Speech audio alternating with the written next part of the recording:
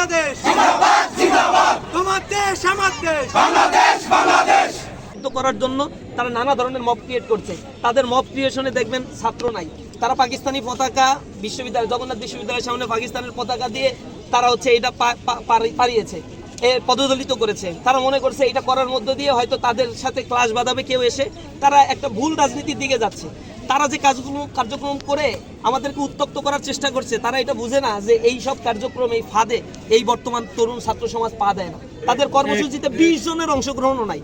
দেখবেন ভিডিওগুলো 10 জন 20 জন, এগুলো আবার ভাড়াটিয়া করা, ক্যাম্পাসে তাদের কোনো ছাত্রত্ব নাই, এমন মানুষদেরকে নিয়ে আসছে। এটা কোন ধরনের রাজনীতি?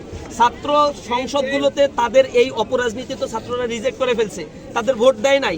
এরপরেও যদি তারা বুঝতে না পারে ছাত্রদের বিপরীত পারসেপশন নিয়ে ক্যাম্পাসে কিন্তু ছাত্র রাজনীতি আসলে করা সম্ভব না। তারা পাকিস্তানের পতাকা পাড়িয়েছে, হ্যাঁ পাড়াতে পারে ঘৃণার জায়গা থেকে। তো বিগত 54 বছরে ভারত আমাদের উপরে যে আধিপত্যবাদী খেলা খেলেছে, জুলাইয়ে যে পরিমাণে স্নাইপার দিয়ে আমাদের ভাইদেরকে হত্যা করা হয়েছে, যে লাশ ঝরেছে, যে রক্ত ঝরেছে, যে আহত হয়েছে, এজন্য ভারতের পতাকা কয়বার তারা পাড়িয়েছে। ছাত্রদলকে বলতে হবে যে তোমরা ভারতের পতাকাও পাড়াও, পাকিস্তানের পতাকাও পাড়াও। দুইজনই আমাদের জন্য ক্ষতি করেছে। পাকিস্তানি হানাদার বাহিনী 71 আমাদের উপরে বর্বর হত্যাকাণ্ড চালিয়েছে। 71 পরবর্তী এসে ভারত তার গুপ্ত হত্যার মধ্য দিয়ে এখানে অসংখ্য ভাইদেরকে হত্যা করেছে, আমার দেশের নাগরিককে হত্যা করেছে, নাগরিক অধিকার থেকে এদেশের মানুষকে বঞ্চিত করেছে। সুতরাং সব দিক থেকেই আমাদেরকে ভয়েস রেজ করতে হবে, আমাদের চেতনাকে জাগ্রত করতে হবে এই বাংলাদেশ পন্থিতার দিকে। বাংলাদেশকে নিয়ে আমরা বাংলাদেশকে ওন করি, বাংলাদেশকে ভালোবাসি, বাংলাদেশকে ঐক্যবদ্ধ শক্তিশালী আদর্শ সমৃদ্ধ রাষ্ট্র হিসেবে গড়ে তোলার জন্য আমরা সর্বোচ্চ চেষ্টাটা করব।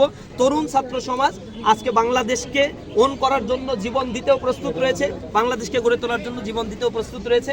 আমরা সকলের কাছে এই আহ্বান জানাই, বিজয় দিবসের এটা আমাদের প্রত্যয় হোক, আমরা অঙ্গীকারবদ্ধ, ঐক্যবদ্ধ, সমৃদ্ধি এবং একটা আদর্শ একটা দেশ হিসেবে এই দেশটাকে গড়ে তুলি, যা পৃথিবীর মানদণ্ডে, পৃথিবীর কাছে আমাদের মস্তক যেন আরো বেশি উন্নত হয়, আমাদের মর্যাদা যেন আরো বেশি বৃদ্ধি পায়। সকলকে ধন্যবাদ।